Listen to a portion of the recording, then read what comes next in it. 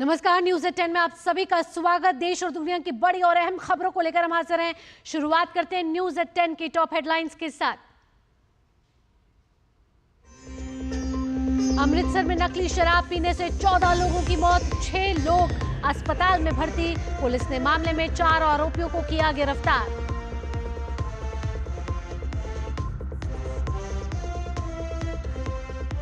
प्रधानमंत्री ने भारतीय सेना के शौर्य और पराक्रम को किया सैल्यूट। राष्ट्र के नाम संदेश में कहा, पाकिस्तान से सिर्फ आतंकवाद और पीओके पर होगी बात।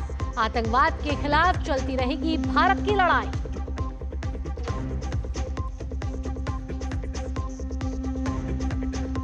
ऑपरेशन सिंदूर फिलहाल स्थगित। प्रधानमंत्री नरेंद्र मोदी की दो टूक, भारत पर आतंकी हमला हुआ तो देंगे मुंह तोड़ जवाब। न्यूक्लियर ब्लैकमेल बर्दाश्त नहीं करेगा भारत। देश की पश्चिमी सीमा पर हालात सामान्य की ओर। जम्मू कश्मीर में स्कूल कॉलेज खोले, वहीं बाड़मेर में भी सामान्य कामकाज से जुड़े लोग।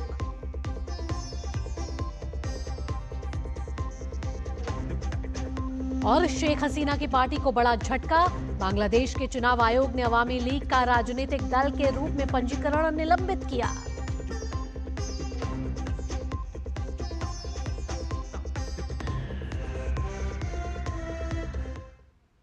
इस वक्त की बड़ी खबर का रुख कर लेते हैं। खबर अमृतसर से आ रही है। अमृतसर में जहरीली शराब पीने से 14 लोगों की मौत की खबर आ रही है। पंजाब में अमृतसर में जहरीली शराब पीने से 14 लोगों की मौत की खबर है। 6 लोग इस समय अस्पताल में भर्ती हैं। मजीठा क्षेत्र की यह खबर है। पुलिस ने मामला दर्ज कर लिया है। 4 आरोपियों को इसमें गिरफ्तार किया जा चुका है।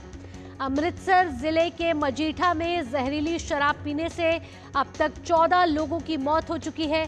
6 लोगों की हालत अब भी गंभीर बनी हुई है और उन्हें अस्पताल ले जाया गया है, जहां उनका इलाज चल रहा है। ये घटना मजीठा के नजदीकी 3 गांव से आ रही है। इस समय बताया जा रहा है कि मरने वाले गांव में ही भट्टे पर मजदूरी करते थे। आपको बता दें कि जहरीली शराब पीने से मरने वालों का आंकड़ा अभी और बढ़ सकता है, लेकिन फिलहाल 14 लोगों के मरने की खबर यहां आ रही है। वहीं 4 लोगों की हालत गंभीर है, उनका इलाज चल रहा है। अमृतसर जिले के गांव भुल्लर, टांगड़ा और संधा में आपको बता दें कि कई लोगों ने शराब पी थी, जिसके बाद उनकी तबीयत बिगड़ गई। शराब पीने के बाद कई लोगों को उल्टियां होने लगी और जिसके बाद प्रशासन ने इस समय 14 लोगों के मौत की पुष्टि कर दी है। ये तस्वीरें अमृतसर के मजीठा से, जहां जहरीली शराब पीने से 14 लोगों के मौत की खबर है। प्रशासन के अधिकारी वहां पहुंच चुके हैं। वहीं मृतक के परिजनों से बात की जा रही है, ज्यादा जानकारी ली जा रही है। पुलिस ने इस समय 4 आरोपियों को गिरफ्तार कर लिया है। इस घटना के बाद पुलिस और प्रशासन हरकत में आए, जिसके बाद पुलिस ने जहरीली शराब बेचने के आरोप में 4 लोगों को गिरफ्तार किया है। सभी से पूछताछ इस समय की जा रही है। मजीठा क्षेत्र के वरिष्ठ अधिकारी मौके पर पहुंचे हैं। पीड़ित परिवारों से उन्होंने मुलाकात की है।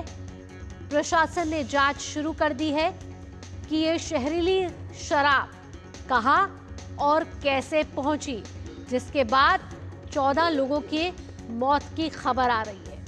पंजाब के अमृतसर से यह खबर मजीठा से, जहां जहरीली शराब पीने से 14 लोगों की मौत की खबर है। वहीं कई लोगों की हालत अभी भी गंभीर बताई जा रही है। गांव थारियेवल, मर्डी और भंगाली में जहरीली शराब पीने से कई लोगों की मौत की जानकारी मिल रही है। और आपको बता दें कि इस समय पुलिस ने 4 लोगों को गिरफ्तार भी कर लिया है। 6 लोग इस समय अस्पताल में भर्ती हैं, जहां उनका इलाज चल रहा है। पुलिस पूरे नकली शराब नेटवर्क की जांच कर रही है और माना जा रहा है कि इसके तार कहीं आगे तक जुड़े हो सकते हैं। और इसी मामले पर एसएसपी ने बड़ी जानकारी दी है। आइए सुनते हैं कि एसएसपी क्या कह रहे हैं इस पूरे घटनाक्रम पे। हमें एक इन्फॉर्मेशन मिलती है कि यहाँ पे स्प्यूरियस लिकर पी के लोगों की डेथ्स होनी शुरू हो गई हैं। हमें जैसे इन्फॉर्मेशन मिलती है हम तुरंत कार्रवाई करते हुए हमने जो यहाँ के लोकल जो इन्फॉर्मेशन के मुताबिक 4 लोग थे उनको हमने इमीडिएटली राउंड अप कर लिया। उनसे फिर हमने पता करा तहकीकात में कि यहाँ पे जो मेन सप्लायर है यहाँ का प्रभजीत सिंह, जो पंगाली गांव का है रहने वाला, पंगवा गांव का रहने वाला है, उसको हमने अरेस्ट किया। फिर उससे पूछा तो यहाँ का जो किंग पिन है सप्लायर साहब सिंह है, राजस्थान का रहने वाला, उसको भी हमने राउंड अप कर लिया और उससे हम छानबीन कर रहे हैं कि उसने कहाँ कहाँ से मंगाया, आउटसाइड डिस्ट्रिक्ट मंगाया, आउटसाइड स्टेट मंगाया। तो अमृतसर ग्रामीण के एसएसपी इस समय जानकारी दे रहे थे कि जहरीली शराब पीने से 14 लोगों की मौत हो गई है, जबकि 6 लोग गंभीर बताए जा रहे हैं। 4 लोगों को पुलिस ने गिरफ्तार किया है। इसके तार कई लंबे और कई बड़े हो सकते हैं। जहां बताया है कि कुलबीर सिंह उर्फ जग्गू को गिरफ्तार किया गया है। पूछताछ इस समय जारी है। वहीं मचीठा में इस समय हड़कंप का माहौल है क्योंकि 14 लोगों की मौत हो गई है। आंकड़ा अभी और बढ़ सकता है और पुलिस छानबीन कर रही है। जांच के निर्देश दिए जा चुके हैं, जिसके बाद जिन आरोपियों को गिरफ्तार किया गया है उनसे इस समय पूछताछ की जा रही है कि कैसे ये शराब वहां पहुंची और ये जहरीली शराब पहुंचने के बाद 14 लोगों की मौत हो गई। ये एक बड़ा नेटवर्क है जो माना जा रहा है, जिसके तार कहीं आगे तक जुड़े हो सकते हैं। अब 4 आरोपियों को जब गिरफ्तार किया है तो पुलिस जांच को आगे बढ़ा रही है। कई कड़े सवाल इन आरोपियों से पूछे जा रहे हैं। वहीं पीड़ित परिवारों से प्रशासन के वरिष्ठ अधिकारियों ने मुलाकात की है, उनसे जानकारी हासिल की है कि कैसे और कब ये उन्होंने शराब पी, जिसके बाद कौन से सिम्टम्स उसे हुए, जिसके बाद उनकी मौत हो गई। आइए अब जानते हैं कि अमृतसर के डीसी इस पूरे घटनाक्रम पर क्या कह रहे हैं। एक बहुत ही अनफॉर्चुनेट ये जो ट्रेजेडी हुई है, मजीठा हमारा जो हल्का है वहाँ पर कुछ लोगों ने स्प्यूरियस लिकर जहरीली शराब जो कंज्यूम की थी। 5 विलेजेस से हमें फिर रिपोर्ट्स आने शुरू हो गए कि लोग क्रिटिकल स्थिति में थे। हमने तुरंत जो है अपनी टीम्स रश करके मेडिकल टीम्स, अभी भी हमारी मेडिकल टीम्स जो हैं डोर टू डोर जाके जो भी किसी को भी चाहे सिम्टम है या नहीं है उनको हम लोग फिर भी अभी भी हॉस्पिटल पहुंचा रहे हैं ताकि उनका बचाव हो सके। अनफॉर्चुनेट हादसे में 14 लोगों की डेथ हो चुकी है। सरकार जो है पूरी सहायता कर रही है। तो प्रशासन पूरा सहयोग कर रहा है, ये कहना है अमृतसर के उपायुक्त का, जहां उन्होंने बताया कि इस हादसे में 14 लोगों की मौत हो गई है, जबकि 6 लोगों को अस्पताल में भर्ती कराया गया है।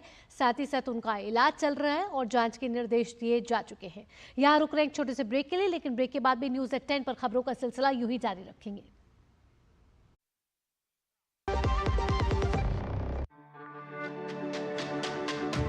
मेरी पसंद, मेरी पसंद, मेरी पसंद, मेरी पसंद, हमारी पसंद, हम सबकी पसंद। मजबूत देश का मजबूत सरिया हो गया स्टील। कितने हुए? 8,400। 8,400 थोड़े कम है, परसों तक दे दूं, चलेगा? चलेगा कैसे? भीम ऐप से कर देना।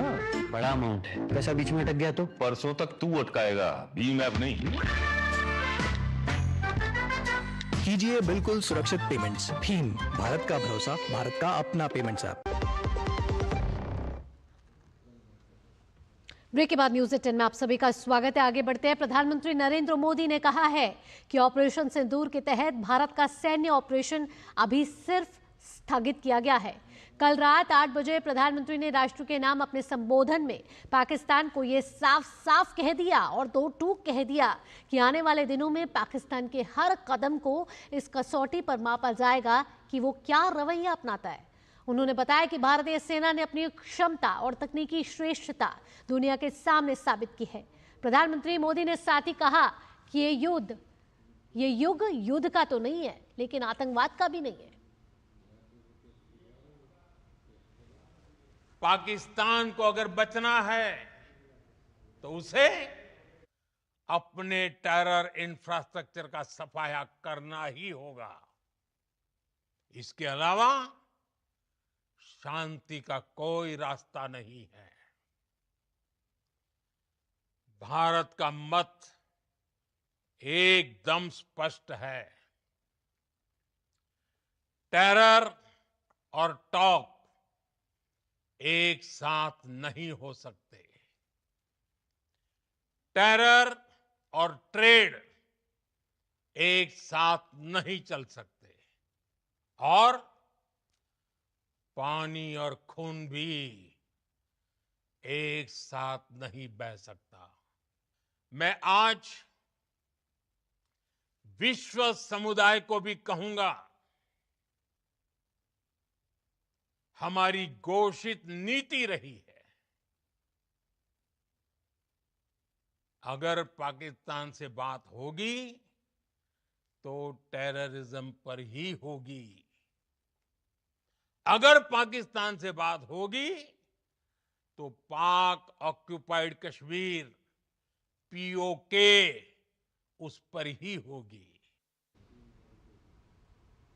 प्रधानमंत्री ने साथ ही कहा कि भारत किसी भी प्रकार का न्यूक्लियर ब्लैकमेल नहीं सहेगा। ऑपरेशन सिंदूर ने आतंक के खिलाफ लड़ाई में एक नई लकीर खींच दी है। एक नया पैमाना, न्यू नॉर्मल तय कर दिया है। पहला, भारत पर आतंकी हमला हुआ तो मुंह तोड़ जवाब दिया जाएगा।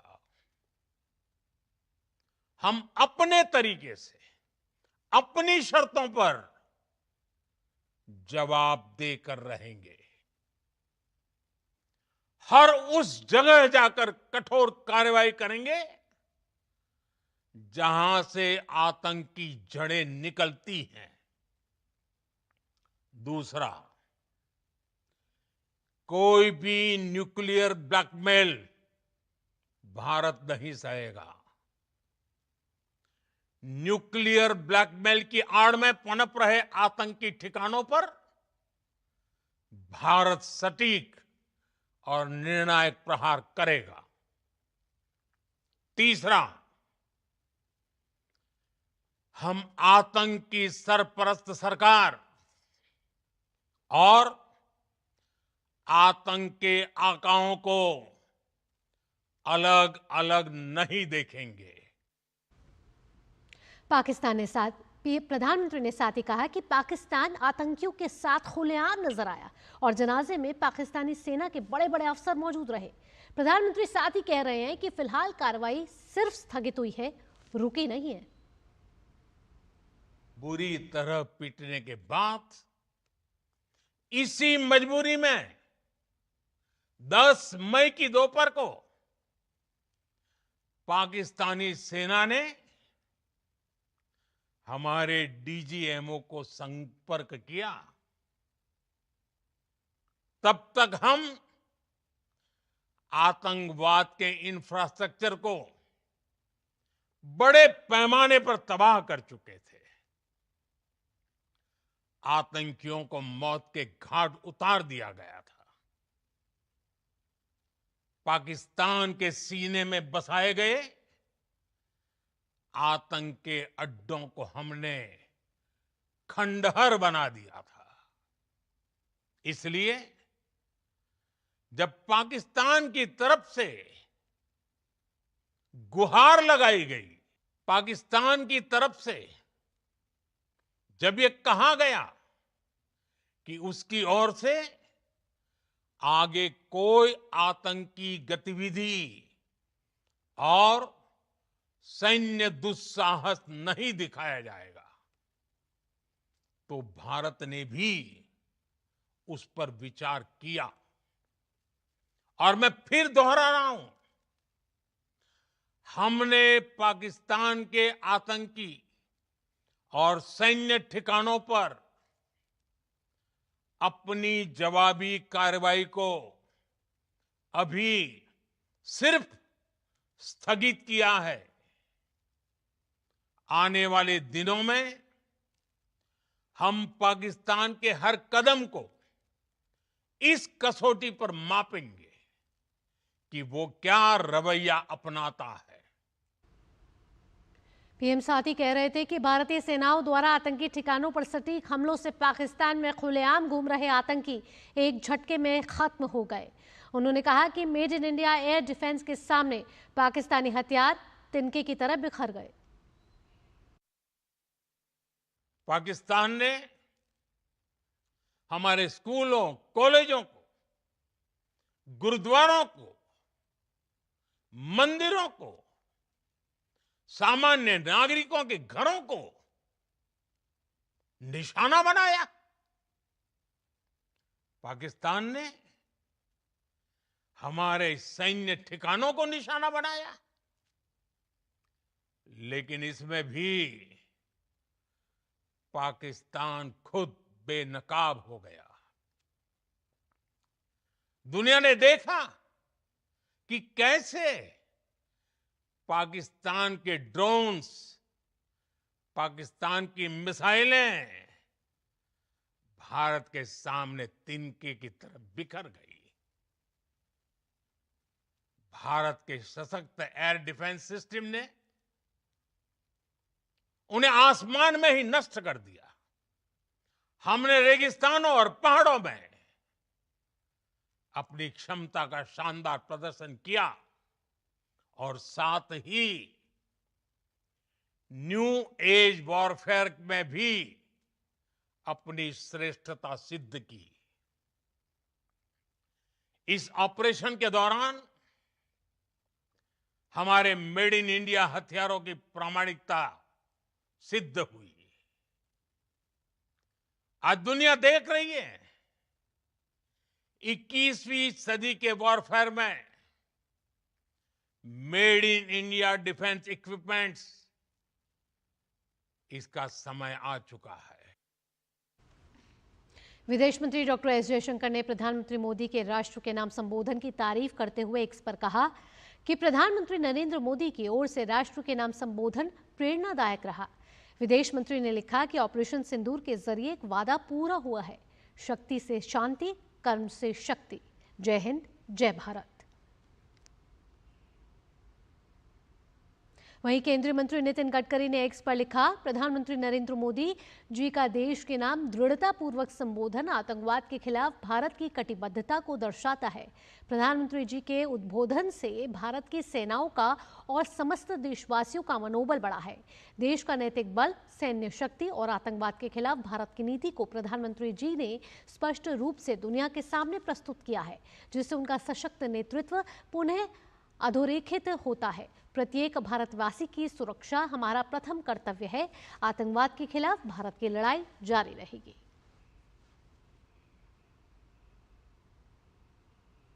उत्तर प्रदेश के मुख्यमंत्री योगी आदित्यनाथ ने प्रधानमंत्री मोदी के राष्ट्र के नाम संदेश की तारीफ की है। सीएम योगी ने एक्स पर लिखा, प्रधानमंत्री नरेंद्र मोदी का संबोधन आतंक के खिलाफ नए भारत की नीति को स्पष्ट करता है। ऑपरेशन सिंदूर सिर्फ एक सैन्य कार्रवाई नहीं, ये बहनों बेटियों के सम्मान की रक्षा का संकल्प है। जो हमारी माताओं बहनों के माथे से सिंदूर मिटाने का दुस्साहस करेगा, उसका मिट्टी में मिलना तय है। भारत अब चुप नहीं बैठेगा, हर वार का जवाब हमारी शर्तों पर होगा। सेना को नमन और आदरणीय प्रधानमंत्री जी का राष्ट्रवादी नेतृत्व के लिए अभिनंदन। हम भारतवासियों के लिए राष्ट्र ही सर्वोपरि रहेगा। जय हिंद। वहीं दूसरी तरफ हमारे सीमावर्ती इलाकों की बात करें तो जम्मू कश्मीर में आज सुबह हालात सामान्य दिखाई दे रहे हैं।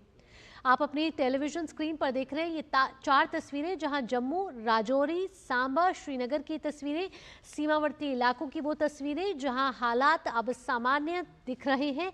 दुकानें खुली हैं, साथ ही परिचालन भी बिल्कुल सामान्य है। लोग अपने एक गंतव्य से दूसरे गंतव्य तक बड़ी आसानी और सुगमता से पहुंच रहे हैं। साथ ही साथ आपको बता दें कि ऑपरेशन सिंदूर के अस्थायी रूप से स्थगित होने के बाद जिस तरीके से स्थिति सामान्य हो रही है, ऐसे में शांति का माहौल है। इसके साथ ही श्रीनगर में स्कूल कॉलेज भी अब खुल गए हैं।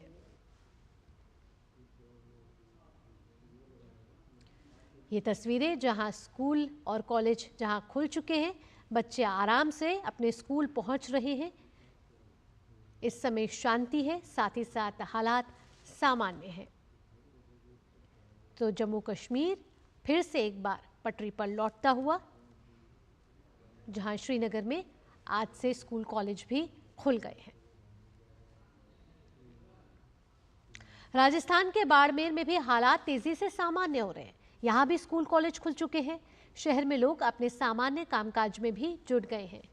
ये तस्वीर राजस्थान के बाड़मेर की, जहां राजकीय बालिका उच्च माध्यमिक विद्यालय में बालिकाएं पढ़ती हुई और साथ ही स्कूल कॉलेज खुलने के बाद कक्षाएं सुचारू रूप से चल रही हैं।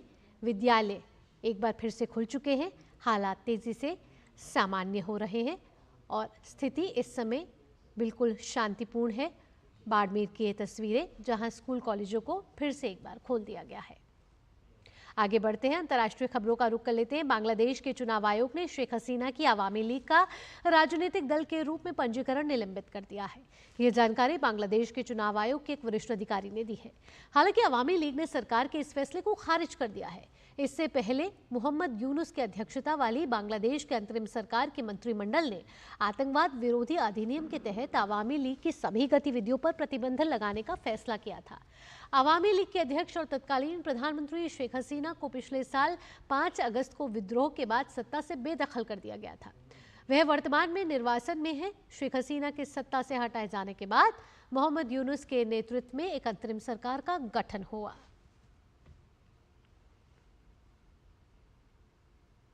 और आज से फ्रांस में प्रतिष्ठित कान फिल्म फेस्टिवल का आगाज हो रहा है। फिल्म फेस्टिवल का 78वां संस्करण आज से शुरू होकर 24 मई तक चलेगा। 12 दिनों तक चलने वाले फिल्म महोत्सव के दौरान कुछ ग्रैंड फिल्मों की स्क्रीनिंग की जाएगी। महोत्सव के दौरान टॉम क्रूज, पेड्रो पास्कल और स्कारलेट जोहानसन समेत कई नामी गिरामी फिल्मी हस्तियां आज रेड कारपेट पर अपना जलवा दिखाएंगे। इस महोत्सव में देश दुनिया की चर्चित हस्तियां शामिल होंगी। भारतीय फिल्म जगत के भी चर्चित चेहरे अलग अलग श्रेणियों में फिल्म फेस्टिवल की रौनक बिखेरेंगे। 78वें कान में आलिया भट्ट, ऐश्वर्या राय बच्चन और फिल्म निर्माता पायल कपाड़िया सहित कई चर्चित भारतीय फिल्म हस्तियां अलग अलग श्रेणियों में भाग लेने वाली हैं।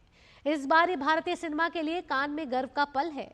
दरअसल पिछले साल की ग्रैंड पिक्स विजेता film All We Imagine is Light की निर्देशक पायल कपाड़िया इस बार कान फेस्टिवल में जूरी सदस्यों में शामिल हैं। इस बार शर्मिला टैगोर और सिमी ग्रेवाल की कान फिल्म फेस्टिवल में हिस्सा लेने की भी उम्मीद जताई जा रही है। और अभिनेत्री शर्मिला टैगोर और सिमी ग्रेवाल सत्यजीत रे की 1970 की क्लासिक फिल्म अरणेयर दिन रात्रि के रिस्टोर वर्जन की स्पेशल स्क्रीनिंग में शामिल होने वाली है। वहीं अनुपम खेर की निर्देशित फिल्म तन्वी द ग्रेट का प्रीमियर भी मार्चेडू फिल्म कैटेगरी में होने वाला है।